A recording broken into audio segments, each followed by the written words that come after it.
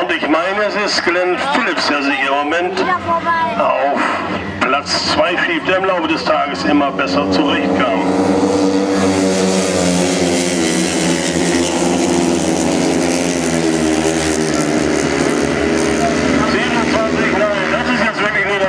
Das war Andrew Appleton.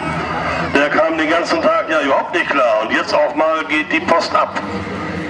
Ja, Glenn Phillips auf Rang 4.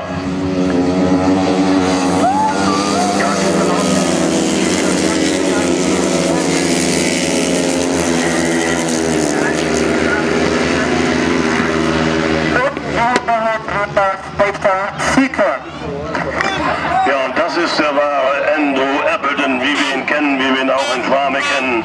Der ganze Frust des Tages